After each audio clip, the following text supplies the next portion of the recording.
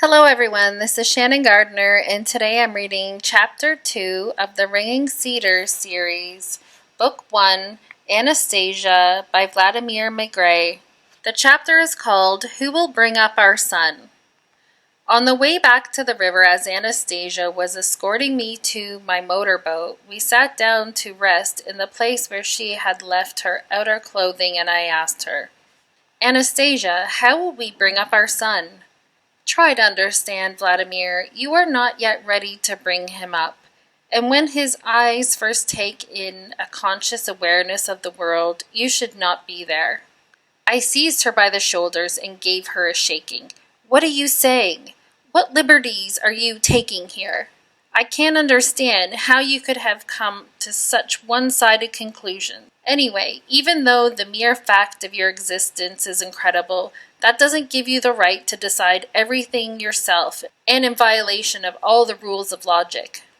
Calm down, Vladimir, please. I do not know what logic you have in mind, but do try to make sense of it calmly.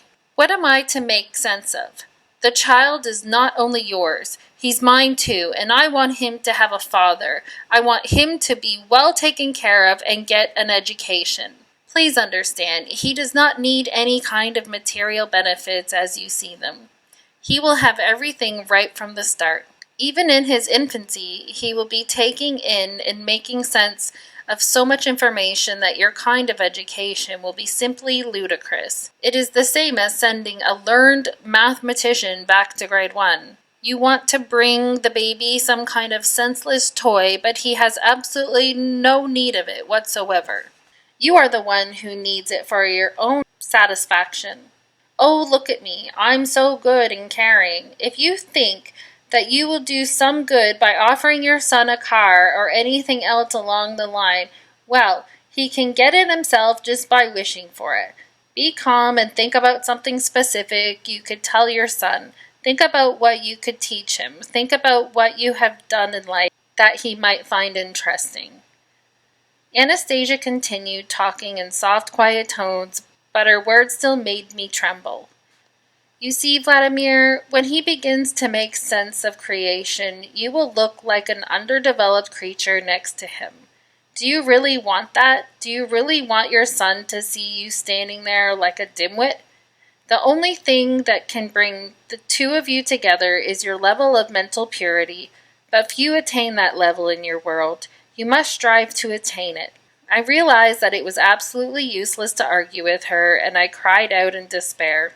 Does that mean he'll never know anything about me? I shall tell him about you, about your world, when he is able to comprehend it in a meaningful way and make his own decisions. What he will do then, I do not know.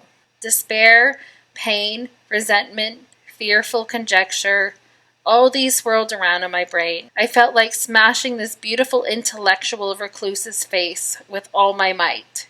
I understand everything, and what I understand left me breathless. It's all clear. Now it's all clear to me. You had nobody to bang with to give you a child.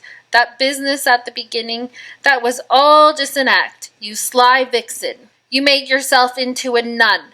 You needed a child, but you did go to Moscow. She sold her mushrooms and berries. Ha! You could have got yourself a shag there, right on the street. All you had to do was take off that jacket and shawl of yours, and you would have had takers right off. Then you wouldn't have needed to spin your web and trap me in it. Of course, you needed a man who was dreaming about a son. And now you've got yours. Did you ever think about the child, about your son, one destined in advance to live the life of a recluse, to live the way you think he should?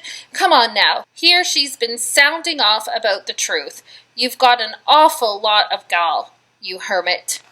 What is it with you? Truth as a last resort? Well, did you ever think about me? Me? I dreamt about a son. I dreamt about passing along my business to him. I'd teach him to be a businessman. I wanted a son to love. And now, how am I supposed to live? To live and know that your precious little son is crawling around unprotected somewhere out in the wilds of the taiga, with no future, with no father. That's what breaks my heart. And that's not something you can understand, you forest bitch. Perhaps, Anastasia quietly responded, your heart will gain the awareness it needs, and everything will be all right. A pain like that will cleanse the soul, accelerate thought, and summon you to creation. But I was still burning with rage and anger. I wasn't in control of myself. I grabbed a stick. I ran away from Anastasia and began beating the stick against a small tree with my might until the stick broke. Then I turned to look at Anastasia standing there, and no sooner had I seen her than, incredibly, the anger started to leave. I thought to myself, oh, now I've gone and done it again. I lost control of myself and went wild, just like the last time when I swore at her. Anastasia was standing there against a tree, one arm stretched upward, her head bent forward, as though withstanding the onslaught of a hurricane. With my anger completely gone, I went closer and began looking at her. Now her hands were clasped to her chest, her body slightly trembling. She didn't speak. Only her kind eyes were looking at me with the same tenderness as before. We stood there that way for some time, just looking at each other, and I started reflecting along these lines. There's no doubt about it, she is incapable of lying. She didn't have to say anything, but she knew it would be hard, and yet she spoke. Of course, that is another extreme. How can you possibly live if you must always tell the truth and say only what you think? But what can you do if that's the way she is and can't be anything else? What's done is done. Everything happened the way it happened. Now she will be the mother of my son. She will be a mother if she said so. Of course, she'll be a pretty strange mother. That lifestyle of hers. And her way of thinking, oh well, there's nothing to be done with her. Still, she's physically very strong and kind.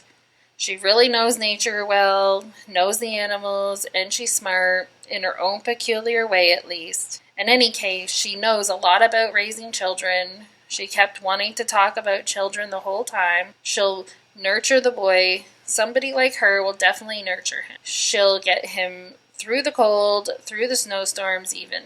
They mean nothing to her. She'll nurture him, yes indeed, and she'll bring him up right. And somehow I've got to adapt to the situation. I'll come and see them in the summertime, like going to a dasha. No way in the winter, I wouldn't make it. But in the summer, I can play with my son. He'll grow up and I'll tell him about people in big cities. At any rate, this time I've got to apologize to her. And I said, I'm sorry, Anastasia. I got nervous again.